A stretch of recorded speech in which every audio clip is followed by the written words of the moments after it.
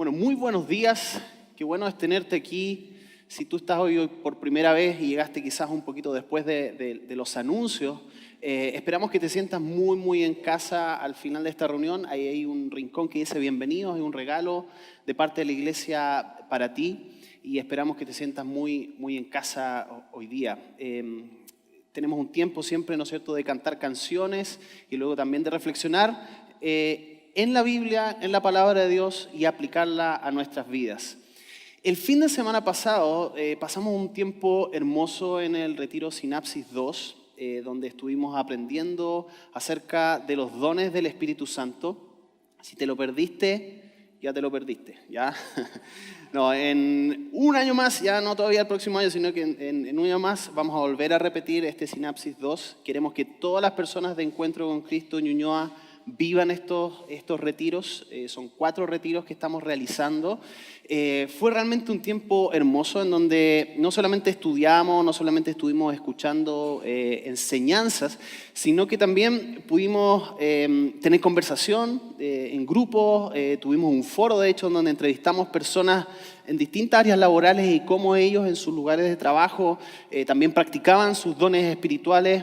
Hicimos algunos tests, muy buen tiempo, así que te animo, si es que no estuviste en ningún Sinapsis durante este año, ya se acabó la temporada de Sinapsis, pero volvemos a retomar en el primer semestre con Sinapsis 3, así que esperamos que todos puedan participar.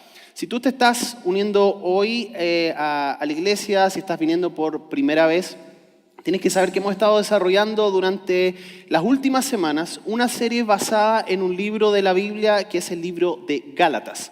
Este libro es realmente una carta que el apóstol Pablo, discípulo de Jesús, envió a la iglesia de Galacia en ese sector y donde él comienza a corregir algunas cosas. La iglesia se estaba apartando un poco del rumbo del evangelio y él comienza a poder reperfilar lo que se estaba haciendo en la iglesia. Y hemos estado hablando de eso y por eso esta serie se llama Libres. Y el día de hoy vamos a hablar acerca de la libertad del Evangelio y va a estar basado en el capítulo 5, desde el versículo 1 hasta el 15. Yo no sé cuántos de acá tienen el privilegio o tuvieron el privilegio de andar en micro. ¿Sí? Casi todo. Hay que preguntar porque quizás algunos ya pasaron esa etapa, ¿no es cierto? Ya no se movilizan en micro. Y ahora, ¿no es cierto?, tenemos con todas sus fallas y con todo lo que costó ajustar, ¿no es cierto?, el Transantiago. ¿Se acuerdan del aviso de Zamorano y todo eso? Bueno, todos años, ¿no es cierto?, está un poquito funcionando, ¿no es cierto?, mejor y tenemos, ¿no es cierto?, estas micros que tienen distintos colores.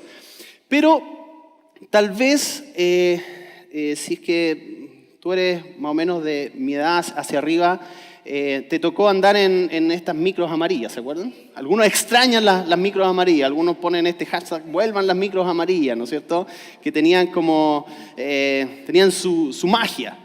Y bueno, los extranjeros se han dado cuenta que nosotros acá en Chile a los buses le decimos micro, ¿ya? En algunos países le dicen la guagua, ¿no es cierto?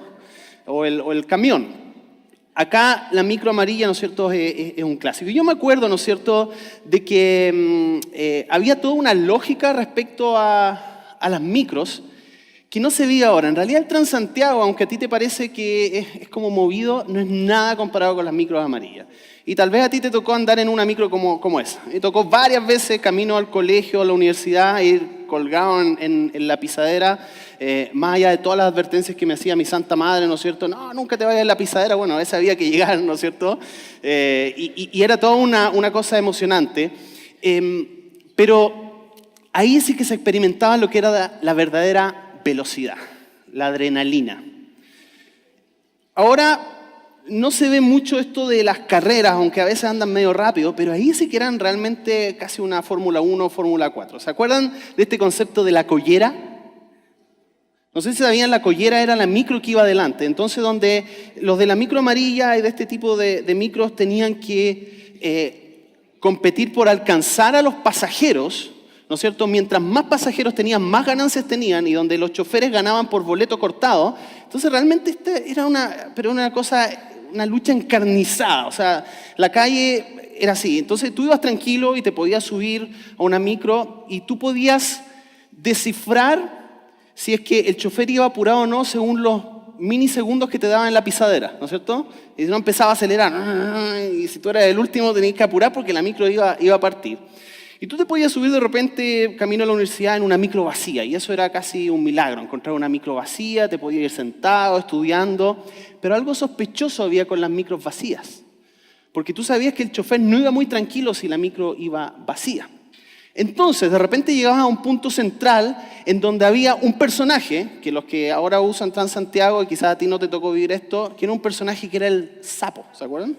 El sapito, que estaba ahí y era cosa que el chofer lo miraba y le hacía unos símbolos como extraños, ¿no es cierto? Como número, la collera 4, 3, y le decía, le daba, y andaba con una libretita, y tú sabías que si la collera andaba cerca, la micro de la competencia, afírmate compadre, porque eso sí que se ponía bueno, ¿no es cierto? Y comenzaba la carrera, ¿no es cierto?, a través de Irarrázaval, de la Alameda, y bueno, impresionante. Entonces, en este ambiente de la micro, podíamos identificar, yo identificaría dos personajes. Uno, que eran las personas como aferradas, ¿ya?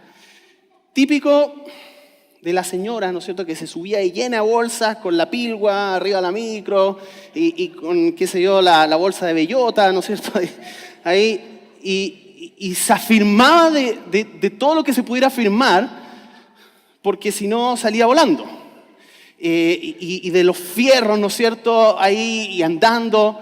Y ahí yo descubrí que en realidad una micro llena es más segura que una micro vacía, porque hay como un colchón humano que te amortigua, ¿no es cierto? Es como un airbag de gente. Entonces, por último, si frenabas, habían 30 personas más delante tuyo y tú no te golpeabas.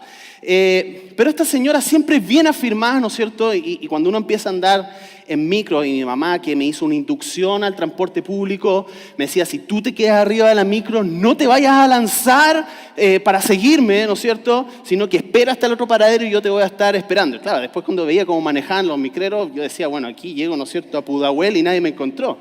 Pero esto, ¿no es cierto?, de personas que se aferraban y que esto les daba seguridad. Pero hay otros, y que también los podemos observar en el metro, que tienen un estilo que yo diría como el freestyle, así que son como los relajados. ¿Se han dado cuenta que después, como sobre todo en el metro, cuando tú ya sabes cómo son los ritmos de despegue y de aterrizaje, tú vas calculando cuándo afirmarte? Y uno nota al tiro los que son novatos, porque no saben. Entonces, cuando va a llegar a la estación, no se afirman y se caen. Pero mientras que los que ya llevan tiempo andando en metro, es como que tiene cierta tensión en la musculatura que te va acompañando a medida que vas frenando, ¿no es cierto?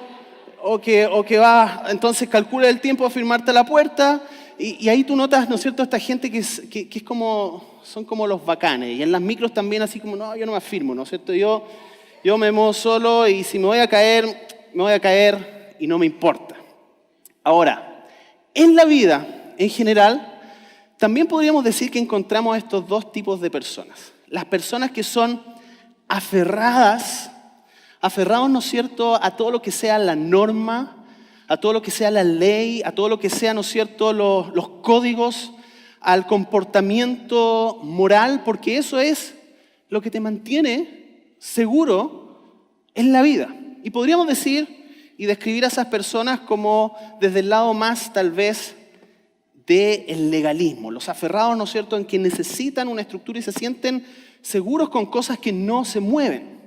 Pero por otro lado también tenemos personas que podemos decir, ¿sabes qué?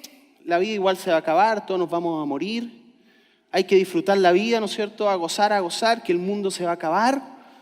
Y que podemos decir que están más por este lado, y yo sé que la palabra suena fuerte, ¿no es cierto? Podríamos haber dicho una vida tal vez más tomándose ciertas licencias, pero creo que el concepto de libertinaje lo describe más o menos bien. Y van, ¿no es cierto?, en estos extremos. Y su vida, ¿no es cierto?, la viven de esta manera. Los aferrados en los cuales si es que hay una norma, es la norma la que te entrega seguridad, la que te permite seguir y que si tú sigues ciertos pasos, eso entonces te asegura, según ellos, cierto resultado. Pero hay otros, ¿no es cierto?, que dicen, yo no me tomo tan en serio las reglas, no me tomo tan en serio las normas y por lo tanto siempre están en el límite, en sus vidas públicas, en sus vidas privadas, en su comportamiento también moral y en su relación con los demás. Ahora, ¿qué tienen en común estas dos miradas? Tienen en común de que ambas están centradas en sí mismos. Porque finalmente, tanto el que está desde el lado más legalista, apegado a las normas, como el que es desde el lado más hacia el libertinaje, están pensando que sus acciones son las que le van a dar un sentido de propósito en la vida. Un sentido de seguridad, un sentido de tal vez estabilidad, un sentido de poder tener un ambiente en el cual ellos sienten que pueden dominar. Ahora, elegimos alguno de estos dos extremos y pueden haber distintas razones por qué las elegimos, pero es porque creemos que nuestras acciones o inacciones, es decir, o hacer o no hacer, nos van a dar el significado, el propósito y sobre todo la libertad que andamos buscando en nuestras vidas. El legalista, si me esfuerzo lo suficiente, piensa que va a lograr el control de su vida y por lo tanto se va a sentir más valorado y más amado. Pero esto lo lleva al legalista a estar cargando continuamente con un peso en su vida. Nada puede fallar. Nada se puede derribar. O sea, es causa y efecto. Y también comienza a mirar su vida espiritual y su relacionamiento con Dios de esa manera. El que está más hacia el lado, ¿no es cierto?, del libertinaje, piensa, ¿no es cierto?, si logro satisfacer cada uno de mis deseos, voy a lograr experimentar un verdadero sentido de libertad y por lo tanto me voy a sentir más libre. Y mucho, ¿no es cierto?, de lo que se ofrece actualmente en nuestra sociedad, en nuestra cultura, es que debes buscar satisfacer todas tus necesidades y todos tus deseos. La libertad finalmente es hacer lo que yo quiero y nadie se puede meter, ¿no es cierto?, respecto a eso que es la soberana voluntad en el día de hoy. El problema del lado del libertinaje es que nos puede llevar al rumbo del sinsentido. Llevar el peso del sinsentido. Es decir, comienzas con esta idea de que si logras suplir cada uno de tus deseos vas a ser realmente libre. Pero cuando ya llevas un tiempo en esa práctica de satisfacer continuamente lo que sea, ¿no es cierto?, tanto aspectos materiales como relacionales, etcétera, te das cuenta de que eso no te está llevando a ningún punto. Y por lo tanto, ambas opciones nos llevan a este punto de la desilusión. Y esto generalmente sucede cuando hay una crisis. Siguiendo con el ejemplo, ¿no es cierto?, de la micro, es como cuando la micro choca. Cuando la micro choca te das cuenta si te estaba resultando o no lo que tú estabas ahí llevando. Y en la vida, ¿no es cierto?, muchas veces aparecen estas crisis que cuestionan el paradigma sobre el cual nosotros estamos funcionando. Y por un lado, tenemos la reacción del que está hacia el lado del legalismo, que puede pensar, ¿por qué si hice lo correcto, si seguí el paso 1, el paso 2 y el paso 3, la vida no me funcionó como debería haber funcionado? ¿Por qué no pude obtener lo que quería si hice todo lo correcto? Por otro lado, la reacción del que está en la vida del libertinaje, ¿por qué si logré hacer todo lo que quise, me siento igual de vacío al final del camino? ¿Por qué no logro llenar este sentido de satisfacción? Y es justamente en esta encrucijada en donde podemos caer en la lógica del péndulo.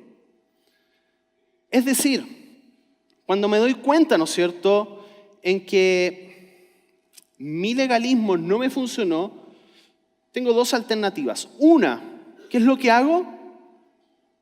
Me pongo más legalista.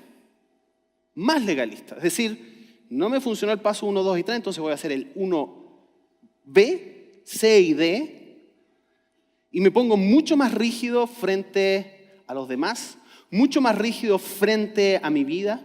Empiezo a buscar las razones de por qué mis comportamientos no tuvieron el resultado que debería haber tenido.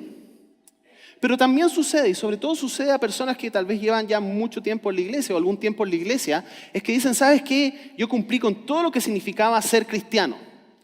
Iba, ¿no es cierto?, a las clases de niños, me porté bien, serví en áreas, etcétera, pero esto no me resultó. ¿Sabes qué? ¿Qué es lo que voy a hacer? Y empiezo a mirar la otra vereda del libertinaje. Es decir, ¿para qué me voy a esforzar tanto? ¿Para qué me voy a portar bien? Si finalmente veo a los otros que están al otro lado y que lo están pasando tan bien, aparentemente, que mejor vivo una vida licenciosa. ¿Qué pasa en el lado del libertinaje? Bueno, lo mismo, como indica ese signo más. Si es que no me resulta, en medio, ¿no es cierto?, una crisis, el mundo, ¿no es cierto?, por el cual estaba andando, entonces, ¿qué hago? Intento más suplir mis deseos, mis necesidades, por vías más extremas, en una escalada, ¿no es cierto?, tanto en relaciones que van aumentando en lo tóxico, o en uso de sustancias, o pon lo que tú quieras poner, o en el consumismo, o en la alimentación, o lo que sea. Busco satisfacer todos, ¿no es cierto?, mis deseos de manera mucho más profunda. Pero ¿qué sucede cuando me doy cuenta, cuando sucede esta crisis? Que también puedo tener este péndulo y mirar hacia el otro lado y decir, tal vez lo que debo hacer es portarme mejor. Porque si me porto mejor, entonces las cosas se van a ordenar. El tema es que ninguna de estas dos variables nos llevan a un sentido real de libertad. Ninguna de estas dos variables.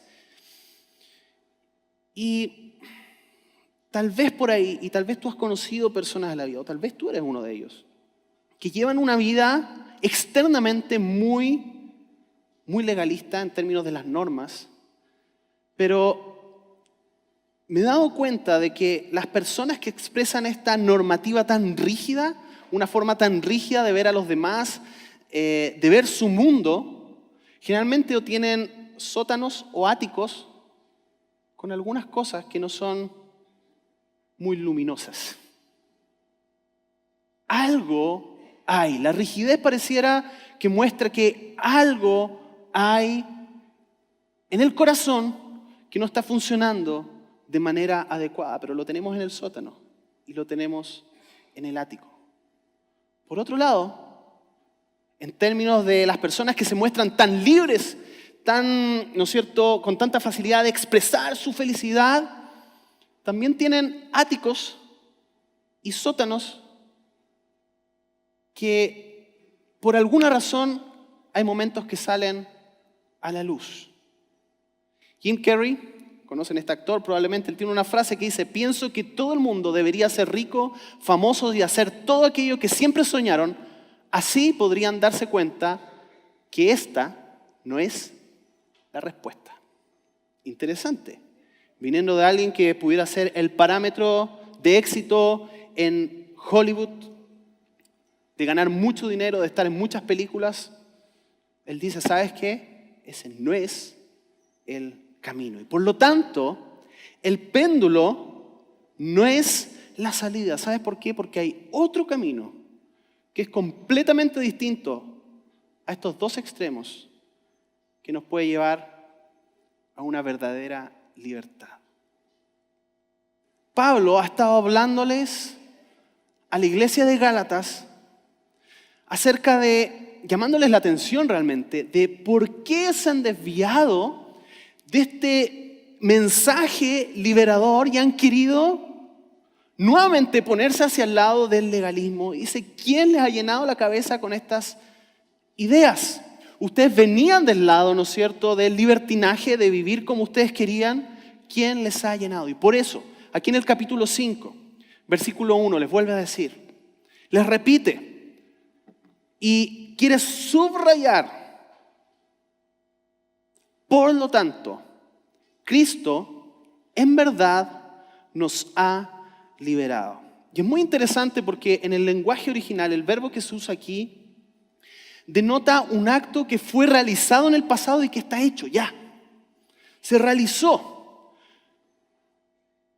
Algo que sucedió radicalmente en nuestras vidas si es que hemos sido encontrados por Jesús.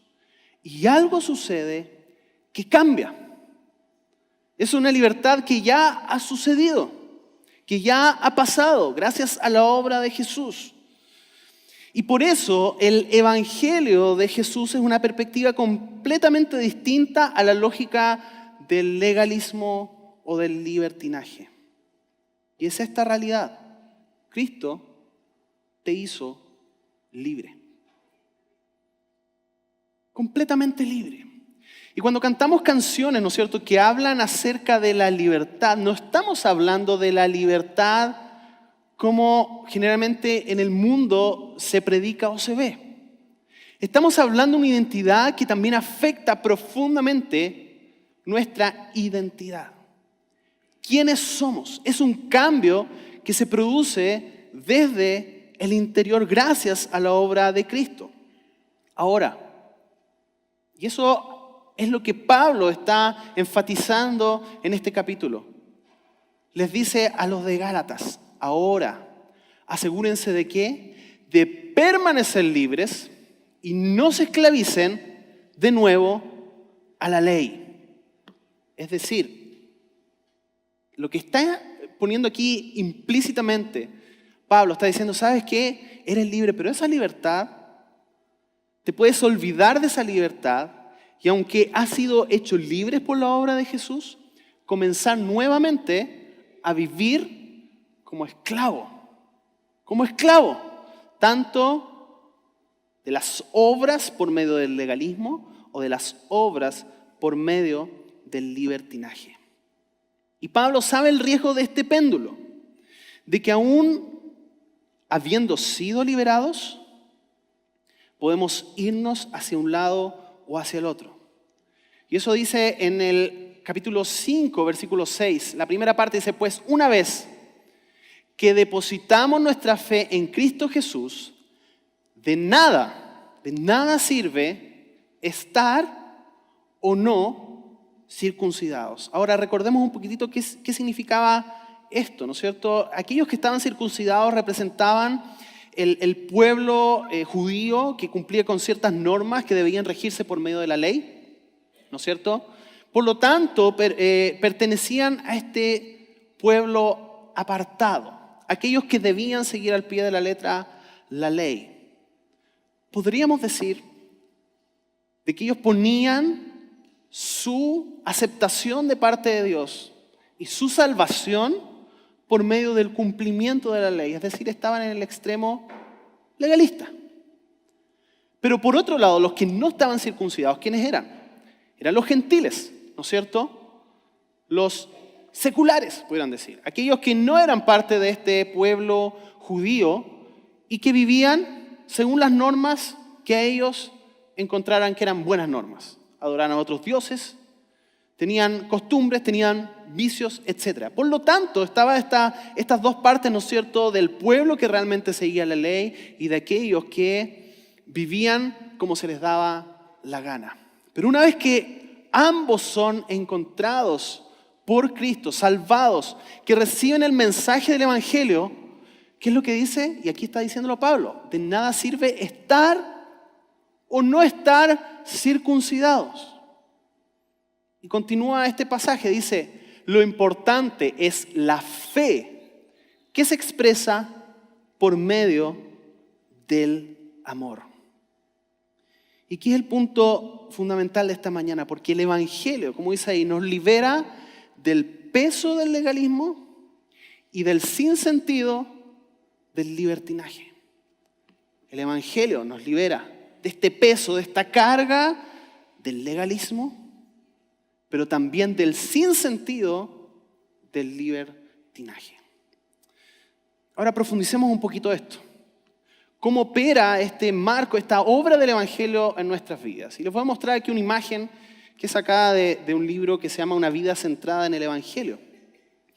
Y aquí lo que vemos, ¿no es cierto?, es que en la línea que está horizontal hay un camino en la vida, ¿no es cierto?, donde vamos avanzando y en algún momento somos impactados con el mensaje de transformación del Evangelio y sucede esto que se describe como la conversión, ¿no es cierto?, que es un momento en el cual el Evangelio, primero que nada, ¿no es cierto?, lo comprendemos, pero no es solamente un acercamiento racional, y eso es algo que debemos entender, porque no es solamente encontrarse con un grupo de ideas nuevas, no solamente entender doctrina, sino lo que pasa en el proceso de conversión y transformación, que dice que el Espíritu Santo viene a habitar en nosotros.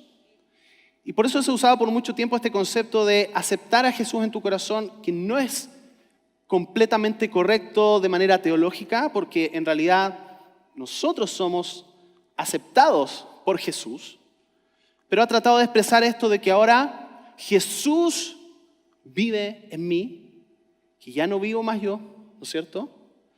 Todas las cosas pasadas son hechas nuevas y por eso ahora, ¿qué es lo que sucede en este momento de la conversión en que somos transformados? Nuestra naturaleza, que era una naturaleza pecaminosa, que por orientación natural tendía a ir hacia el pecado, lo que sucede acá es que hay algo inaugurado en nuestras vidas que nos capacita para vivir una vida entregada plenamente al Señor. O sea, no es solamente entender un set de ideas, sino que es una transformación integral de nuestro ser, de nuestra vida, de nuestras fuerzas a través del Evangelio. Ahora, al estar ahí en este punto de la conversión, comienza un proceso. Y en este proceso, y yo no sé si todos alcanzan a leer ahí, pero está, ¿no es cierto?, esta línea superior que dice conciencia creciente de la santidad de Dios. Es decir, una vez que nos encontramos, ¿no es cierto?, con Jesús, comenzamos a comprender por medio de muchas variables, entre ellas la obra del Espíritu Santo en nuestras vidas, el estudio de la palabra, la comunión con otros cristianos, comenzamos a tener conciencia de la santidad de Dios. Y justamente eso es lo que nos lleva al punto de la conversión, porque nos damos cuenta de que Dios es tan santo y nosotros somos tan pecadores que no nos podemos acercar por nuestras propias fuerzas. ¿Qué tiene que suceder? Que Dios mismo se acerque a nosotros y, valga la redundancia, nos acerque a Él. Crea este puente de salvación.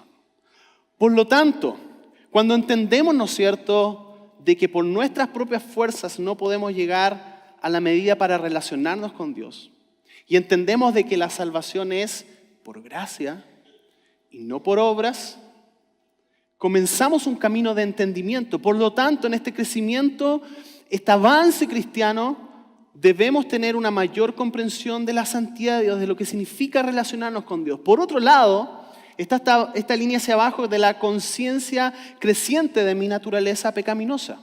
Porque antes, cuando estaba sin Cristo, importaba lo mismo, ¿no es cierto?, cómo vivir la vida. Es decir, no había ningún parámetro para identificar lo bueno y lo malo. Quizás, claro, socialmente habían algunos parámetros, pero cuando nos encontramos, cuando Cristo nos encuentra, ¿qué sucede? Hay un parámetro que nos empieza a decir, ¿sabes qué? Tú ya no puedes vivir según tu vieja naturaleza, sino que ahora eres un hijo, una hija de Dios y debes cambiar tu forma de vida para vivir como ese hijo de Dios. Por lo tanto, comenzamos a tener conciencia más profunda de nuestra naturaleza pecaminosa. Y ahí comenzamos a ver, wow, aquí hay cosas que necesitan ser transformadas en mi carácter, en mi forma de relacionarme con otros, en mis prácticas privadas, en mis prácticas públicas, en mi lugar de trabajo, en mi lugar de estudio, en cómo tomo las decisiones, en cómo crío mis hijos, en cómo administro mi dinero, etc. Y me empiezo a dar cuenta de que efectivamente hay muchas áreas que necesitan ser transformadas. Y por eso, esto que se ve cortito es un proceso de toda la vida. Y esto que se ve lineal, en realidad, si hacemos como un acercamiento en microscopio, vamos a ver ida y vueltas, bajadas, contradicciones, ¿no es cierto? Recompromiso, ya, o sea, no es tan lineal. Pero ¿qué es lo que sucede en este proceso mientras vamos avanzando hasta que el Señor nos llame a su presencia? Es que la cruz, es decir, Cristo va creciendo en nuestras vidas. Y por eso ven estas cruces que van creciendo. Quizás comenzamos en un proceso de crecimiento espiritual con Jesús obrando en nuestra vida o la comprensión de la obra de Jesús de manera más reducida. Pero a medida que vamos avanzando, esto va creciendo en comprensión y en vida. Porque sobre todo, acuérdense, la conversión no es un proceso racional, sino que es de transformación profundo. Por lo tanto, Cristo comienza a vivir de manera mucho más radical en mi vida, en mi corazón, en mis relaciones. Y comienza a crecer, comienza a avanzar. Y esta obra sigue por medio del Espíritu Santo. Ahora, en el camino de la vida cristiana, también podemos ser tentados a entrar nuevamente en la lógica del legalismo o del libertinaje, aún siendo creyentes. Por ejemplo, en el lado del legalismo cree que la obediencia a los mandatos le da aprobación delante de Dios. Entonces, ya no vivo por mis obras pecaminosas, pero transformo los códigos y las normas de antes, ahora las transformo en códigos y normas dentro de la iglesia. Entonces, el péndulo que lleva, ¿no es cierto?, hacia el legalismo es creer de que el ser buen cristiano, lo que eso signifique, eso sí me va a ser aceptado por Dios. El problema de eso es que volvemos a confiar en nuestras obras. Porque dice la palabra de Dios que ya fuimos aceptados en Cristo. Ya fuimos aceptados en Él. No tenemos que ganarnos la aceptación de Dios. Él ya nos aceptó por medio de Jesús. Ahora, en el otro lado del libertinaje, cree que por estar bajo la gracia, entre comillas, pongo bajo la gracia, puede vivir sin prestar atención a las normas morales de comportamiento que Dios nos traza. Y ahí es donde se habla a veces de esta gracia barata. Se habla acerca de la gracia, entonces yo puedo vivir como quiera porque estoy viviendo bajo la gracia. ¿Y qué se transforma la gracia? Se transforma como un anestésico. Porque peco, me siento culpable, entonces digo, no, pero hay gracia del Señor. Entonces esta gracia viene, es como que me conforta, me abraza, me ayuda a pasar como la yayita, ¿no es cierto? El golpe en el cemento. Y entonces después, ¿qué es lo que hago? Sigo viviendo como vivía antes. Cuando se me pasa la culpa, cuando se me pasa el remordimiento, ¿qué es lo que hago? Sigo viviendo como antes. El verdadero arrepentimiento es cambiar nuestra mente y nuestra vida frente al pecado. Y eso significa hacer cambio de hábitos. Significa tomar decisiones porque el arrepentimiento también se observa desde esa mirada. Entonces, ¿qué es lo que sucede? Que en esto que les mostraba recién, cuando tenemos estos comportamientos, podemos reducir la obra de Cristo en nuestras vidas y volver a confiar en nuestras obras, aún siendo creyente. Ahora, para no caer en estos extremos, debemos comprender justamente la lógica del Evangelio y la lógica que Pablo ha estado desarrollando en Gálatas y entender de que la ley, como lo hemos dicho, ¿no es cierto? La ley nos conduce hacia Cristo y Cristo nos libera para obedecer la ley. Usted puede decir, pero esto es como medio contradictorio. ¿Obedecemos o no obedecemos la ley? Lo que pasa es que la motivación para obedecer a Dios Y vamos a ver en unos versículos más adelante cómo se resume la ley, ¿no es cierto? Que ya Jesús lo había hecho y Pablo lo vuelve a repetir. Pero para seguir esta ley, la motivación es muy distinta, porque la obediencia ya no viene para ser aceptados. Y una frase, ¿no es cierto?, que he repetido otras veces de Tim Keller.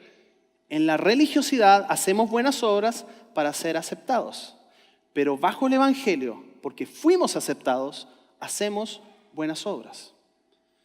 Entonces, es como lo dice Lutero. Dice, la ley, bien entendida y comprendida exhaustivamente, no hace nada más que recordarnos nuestro pecado y matarnos por medio de él y hacernos sujetos de la ira eterna. La ley no puede ser guardada por el poder humano, sino solo a través de Cristo, quien derrama al Espíritu Santo en nuestros corazones. Cumplir la ley es hacer sus obras con placer y amor, los cuales son puestos en nuestro corazón por el Espíritu Santo. Es decir, vivir como Dios quiere que vivamos viene del fruto de comprender su amor y que su formato, su paradigma de cómo quiere que vivamos finalmente nos va a traer beneficio a nosotros. Piensen por un momento los que son padres aquí. Cuando yo era hijo, ¿no es cierto?, yo veía todas las normas que mis papás me trazaban como, ¿cuál es esta palabra que usan los jóvenes? Como opresión, ¿no es cierto? Una opresión. Todo era una opresión. Y uno siempre estaba ahí en esto de querer romper esas normas. Pero después cuando fui papá, me di cuenta de que la mirada cambiaba, ¿no es cierto? Y siempre me acuerdo de esta imagen de que cuando Amaya nace y la tengo ahí en mis manos, ¿cómo se llama?, en el pabellón, y que me hacen poner el primer pañal y yo no tenía idea ni cómo funcionaban los pañales. La enfermera me dice, póngale el primer pañal. Pero yo tengo aquí, ¿no es cierto?, a la Maya en mis manos y es como que mi mundo cambió radicalmente. Comprendí cosas, no les puedo explicar cómo, pero algo comprendí. Y una de las cosas que comprendí es que dije, ¿sabes qué? Tengo que cuidar, ¿no es cierto?, a mi hija. Y eso implica poner reglas. Eso implica decir que no. Eso implica poner límites. Entonces, la mirada frente a las normas cambia radicalmente si que tú estás en el rol de hijo o de padre, o de persona a cargo o de no. En la cual nos damos cuenta de que hay amor dentro de los límites y dentro de las normas. En ese sentido, ¿cómo nos convertimos en personas que vivan por la gracia, pero que practiquen de manera adecuada y no legalista la obediencia? Bueno, eso nos da justamente el marco del Evangelio, que podríamos resumir así. Somos pecadores, Dios nos salva por gracia, pero esta misma gracia que es un poder para salvarnos, es un poder para capacitarnos para vivir como Dios quiere que vivamos. Como dice ahí, nos capacita con su gracia para obedecer a Dios. Para obedecer a Dios.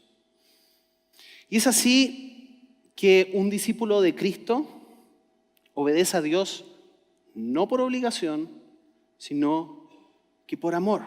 Y por eso tanto el legalista como el libertino están atrapados por este foco en sí mismos. Y este foco en sí mismos les hace buscar solamente el beneficio para ellos, pero no se expresa en amor hacia Dios y tampoco en amor hacia los demás. Y por eso Pablo va terminando esta sección diciendo con este pasaje, pues ustedes, mis hermanos, han sido llamados a vivir en libertad. Pero no usen esa libertad, ¿para qué? Para satisfacer los deseos de la naturaleza pecaminosa. Al contrario, Usen esa libertad y mira qué interesante cómo se expresa esa libertad. ¿Para qué? Dice, para servirse unos a otros. ¿Sabes por qué? Porque cuando estás atrapado en esta lógica de beneficiarte a ti mismo, no puedes servir a los demás. Lo que hace el Evangelio es que nos libera, pone amor en nosotros para servirnos unos a otros. Por amor. Pues toda la ley puede resumirse en un solo mandato. ¿Cuál es? Ama a tu prójimo como a ti mismo. Y le hace una advertencia, seguramente lo que veía en la iglesia. Pero si están siempre mordiéndose y devorándose unos a otros, tengan cuidado, corren peligro de destruirse unos a otros. En tu relación con los demás, con los cristianos, en tu familia, ¿de qué equipo estás trabajando? ¿Del que edifica, del que ama o del que está centrado en sí mismo? Este resumen de la ley, Jesús también lo dijo. Jesús también pone, ¿no es cierto?, este gran mandamiento. Cuando le preguntan en Mateo 22, Maestro, ¿cuál es el mandamiento más importante en la ley de Moisés? Jesús contestó, ama al Señor tu Dios con todo tu corazón, con toda tu alma y con toda tu mente. Este es el primer mandamiento y el más importante. Hay un segundo mandamiento que es igualmente importante. Ama a tu prójimo como a ti mismo. Toda la ley y las exigencias de los profetas se basan en estos dos mandamientos. ¿Se dan cuenta lo que hace Jesús? Es que simplifica la forma en que debemos vivir. Es como que la ley hubiera sido Windows y ahora el Evangelio es Mac. ¿Se dan cuenta? Es como simplifica lo que era enredado para hacerlo sencillo. Dice dos cosas. Ama a Dios y ama a tu cercano. Ama a Dios y ama a tu cercano. ¿Cómo funciona esto en la práctica? Con eso voy a ir terminando. Cuando nosotros nos enfrentamos a alguna tentación o algún pecado, la perspectiva del legalismo lo que me va a reflejar es que yo no puedo cambiar por mis propias fuerzas. Entonces, tomo las dos vías, que ya lo hemos visto, ¿no es cierto?, durante la mañana. O la vía del legalismo, porque pienso, ¿no es cierto?, yo no puedo por mis propias fuerzas, necesito buscar alguna fórmula que me resulte. O inicialmente, ya que me doy cuenta que no lo voy a poder hacer, entonces, de primera, digo, no saco nada con pelear contra esto, mejor vámonos por un tubo. Ahora, la libertad desde la perspectiva del Evangelio se ve distinto, se ve un poco de esta manera. Me doy cuenta, ¿no es cierto?, de que yo no puedo obedecer por mis propias fuerzas. Pero recuerdo de que Cristo sí obedeció todos los mandatos por mí. Y que cuando Dios me ve a mí, ve a Cristo en mí. Por lo tanto, ya soy aceptado. Y que no solamente fue un encuentro de ideas, sino que hubo una transformación, que es la gracia que viene a habitar en mí por medio del Espíritu Santo, que me capacita para poder vivir una vida distinta. Es decir, no solamente ideas, sino que Dios mismo viene a habitar en mí. El Espíritu Santo, que dice que, ¿no es cierto?, que es este sello de la salvación, viene a vivir en mí y me capacita para obedecer. ¿Qué debo hacer? Nuevos hábitos. Porque no solamente decir ahora voy a obedecer, sino que ahora cambio, reemplazo las acciones de la vieja naturaleza por acciones de la nueva naturaleza. Veámoslo con un ejemplo práctico de mentir. Mientes, la perspectiva, ¿no es cierto?, del legalismo es que te esfuerzas por no mentir. Esto te va a llevar a dar cuenta de que no puedes dejar de mentir por tus propias fuerzas, aunque bajes el nivel de lo que significa mentir. Ahora, como decíamos, en el caso del libertinaje, desde un principio descartas que esto sea un parámetro por el cual puedes vivir y construyes tu vida desde esta imposibilidad. Y por lo tanto te vas por el lado del libertinaje. Por lo tanto, no lo esperas obedecer desde el inicio. No lo esperas obedecer. Y esto es lo que significa abusar de la gracia y volver a vivir en pecado. Ahora, en el Evangelio me doy cuenta de que no puedo no mentir y me doy cuenta que es un parámetro desde el Evangelio y desde la lógica de la ley de ama a tu prójimo como a ti mismo. ¿Por qué? Si tú amas al otro no le vas a mentir, ¿cierto? Ahí se descuelga y podríamos hacer un análisis de los 10 mandamientos desde estas dos bases y se van a dar cuenta que se cuelgan desde ahí, es como un móvil. Todas las acciones contra los demás implican que no estoy amando. Ojo, no adulterar, no matar. No estoy cumpliendo con el parámetro de amar a mi prójimo. Entonces, no puedo obedecer por mis propias fuerzas. ¿Qué sucede? Esto me lleva a la convicción de que hay áreas de mi naturaleza pecaminosa que debo sacar, pero me doy cuenta que Jesús obedeció este mandamiento perfectamente e hizo lo que yo debería hacer, pero no puedo, como mi sustituto para que Él pueda aceptarme. Y puesto que Dios obedeció la ley perfectamente y que ahora vive en mí, y ya que soy aceptado por Dios, ahora soy libre para obedecer ese mandamiento ¿por medio de qué? Por medio de la gracia. No me afirmo en mis propias fuerzas, sino que me afirmo en la realidad inaugurada en la salvación, que es la verdad del Evangelio. ¿Y qué debo hacer? Cambiar hábitos. Y ahí está el concepto interesante que Pablo le dice a Timoteo: esfuérzate en la gracia. Parece contradictorio, pero es porque en la gracia nos afirmamos y hacemos cambios de hábitos sustentados en la gracia y no en nuestros esfuerzos. El Evangelio nos libera del peso del legalismo y del sinsentido del libertinaje. Y te quiero invitar en este contexto a escuchar este pasaje de Romanos. Y te voy a invitar que cierres tus ojos ahí donde estás y que puedas rumiar este contenido que Pablo le está escribiendo a la iglesia de Roma y que justamente resume esta obra del Evangelio en nuestras vidas. Y a medida que lo voy leyendo, te quiero invitar a que puedas pensar quizás en áreas en las cuales no tienes esta convicción de esta identidad inaugurada, cambiada en tu vida. Y decirle: Señor, que esta palabra se haga verdad en mí. Romanos 8, voy a leer desde el versículo 1. Por lo tanto, ya no hay condenación para los que pertenecen a Cristo Jesús. Y porque ustedes permanecen a Él, el poder del Espíritu que da vida los ha libertado del poder del pecado que lleva a la muerte. La ley de Moisés no podía salvarnos porque nuestra naturaleza pecaminosa es débil. Así que Dios hizo lo que la ley no podía hacer. Él envió a su propio Hijo en un cuerpo como el que nosotros los pecadores tenemos. Y en ese cuerpo, mediante la entrega de su Hijo como sacrificio por nuestros pecados, Dios declaró el fin del dominio que el pecado tenía sobre nosotros. Lo hizo para que se cumpliera totalmente la exigencia justa de la ley a favor de nosotros, que ya no seguimos a nuestra naturaleza pecaminosa, sino seguimos al Espíritu.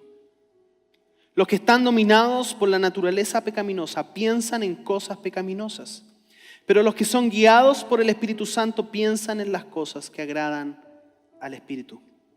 Por lo tanto, permitir que la naturaleza pecaminosa les controle la mente lleva a la muerte, pero permitir que el Espíritu les controle la mente lleva a la vida y a la paz. Pues la naturaleza pecaminosa es enemiga de Dios siempre.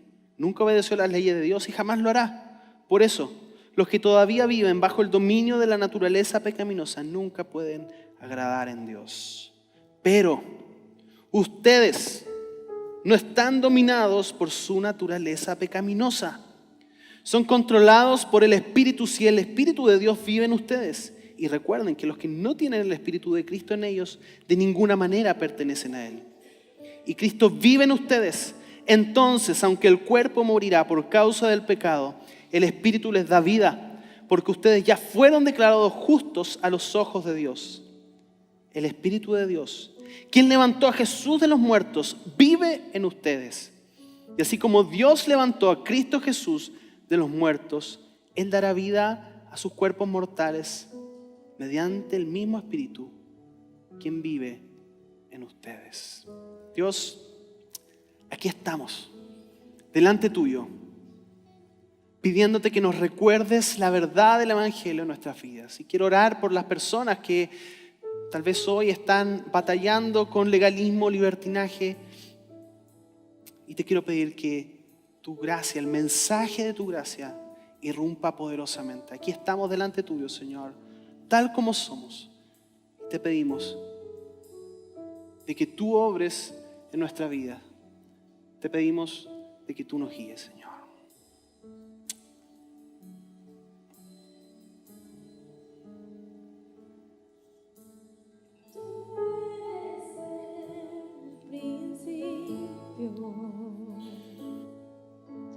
Tuya es la eternidad,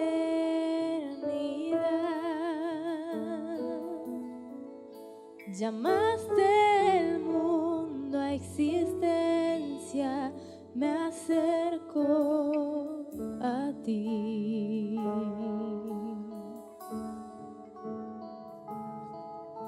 Moriste por mis fracasos, llevaste mi culpa en la cruz, cargaste en tus hombros mis cargas, me acerco a ti. ¿Qué puedo hacer?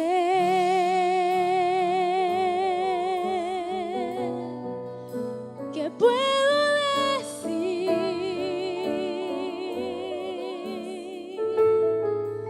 Te ofrezco mi corazón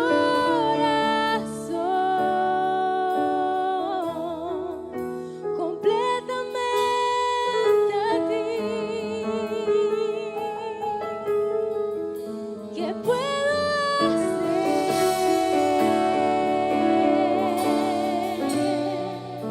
¿Qué puedo decir?